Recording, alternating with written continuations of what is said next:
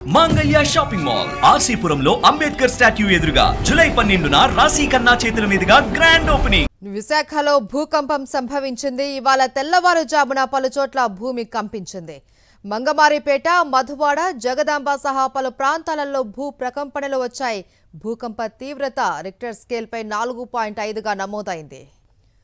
సాగర తీరం విశాఖలో భూకంపం సంభవించింది. ఇవాళ తెల్లవారుజామున పలుచోట్ల భూమి కంపించినట్లు తెలుస్తోంది. రిక్టర్ స్కేల్పై దీని ప్రభావం 4.5గా నమోదైంది.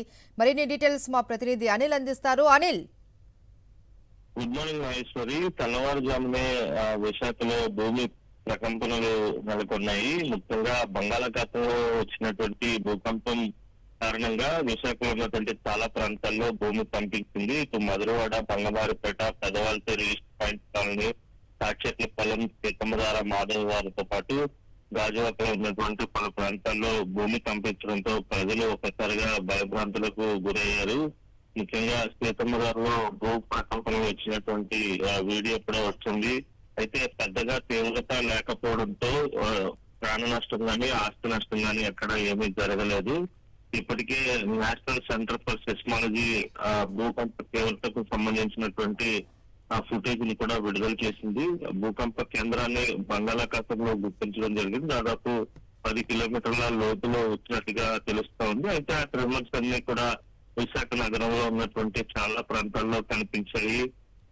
భూమి కంపించడం కానీ లేకపోతే భూ ప్రకంపనలు కానీ స్పష్టంగా ప్రజలు గుర్తించారు. ఒకంత భయాందోళనకు గురయ్యారు. తెల్లవారుజామున కావడంతో చాలా మంది నిద్రలోనే ఉన్నటువంటి పరిస్థితి కనిపిస్తుంది. ముఖ్యంగా ఆ గతంలో గడిచిన 6 నెలల క్రితం కూడా భూకంపం విశాఖలో ఉన్నటువంటి చాలా ప్రాంతాల్లో ఆ ప్రభావం కానీ ఆ ట్రిమ్మర్స్ కానీ కనిపించాయి. మరోసారి భూ ప్రకంపనలో రావడంతో ఒక్కసారిగా ప్రజలు భయాందోళనకు గురైనటువంటి సందర్భం కనిపించింది. అయితే పెద్దగా ప్రాణ నష్టం కానీ ఆస్తి నష్టం కానీ లేకపోతే ఇతర నష్టాలు కానీ ఏమీ జరగనట్టుగా ఇప్పటికే ఒక నిర్ధారణకు వచ్చారు.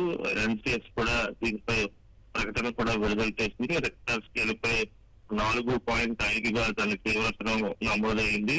తీవ్రతను కూడా విడుదల చేశారు.